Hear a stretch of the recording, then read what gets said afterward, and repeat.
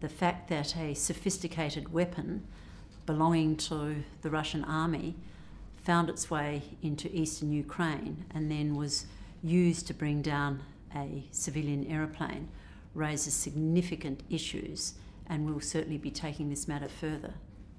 In effect, you're saying, that, are you not, that the Russian government is responsible for this? Well, the Russian Federation must answer how it is that a sophisticated weapon, a Buk missile, was transported from Russia into eastern Ukraine and was used to bring down a civilian aircraft, killing 298 people, and was then immediately taken back into Russia.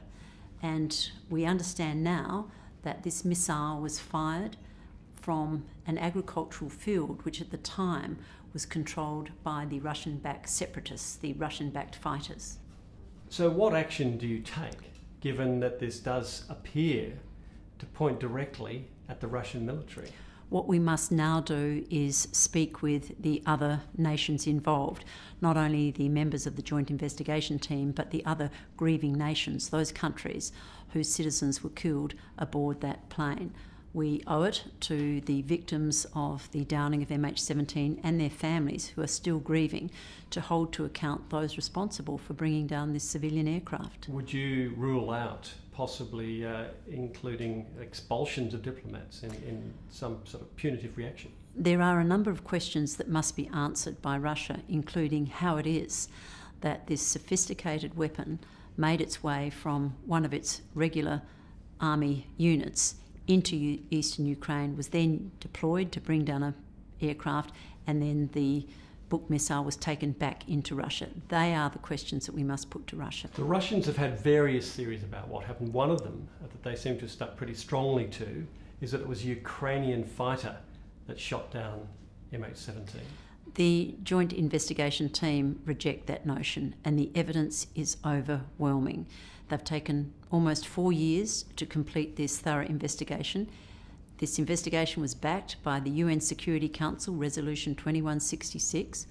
All parties involved in any way had to cooperate with the investigation, including Russia, and this is the evidence that the Joint Investigation Team have found with independent investigative authorities from 5 nations. Identifying who was responsible is one thing. Actually bringing those that are guilty of a crime to justice is another. We're contributing $50 million to a fund to actually try and pursue those who are guilty. If, as the evidence appears to show from this inquiry, that may lead to Russia, isn't it pointless in a sense? The Russians will never admit any liability, will never give up people if they are identified as responsible. The Dutch government is holding a national prosecution. All of the Australian families affected by this will have an opportunity, through the support of the Australian government, to have their say at that national Dutch prosecution. There are other international legal avenues open to us, but we will certainly be pursuing every avenue to hold to account those who were responsible for the bringing down of a civilian airline and the death of 298 people, including 38 people who called Australia home. You have to be a realist in your job. When you look at the possibility of actually bringing Russian officials, perhaps military, perhaps political, perhaps both, to book and making them actually pay in some way, it's just not going to happen, is it? But 298 people were killed aboard a civilian aircraft. We owe it to the global community, those who use civilian aircraft day in, day out, to hold to account those who were responsible for the bringing down of this aircraft. We now know, as a result of this further evidence provided, that it was a Buk missile from a Russian regular army unit that made its way into eastern Ukraine, an area controlled by pro-Russian, pro-Russian-backed fighters, and then made its way back to Russia. We will be demanding answers. Do you expect to get any? We will not give up until we get those answers. This is very personal for you, isn't it? Of course, the Maslin family in your electorate, they lost 3 children and another relative. What can you tell them and the others that lost their loved ones that real progress is being made?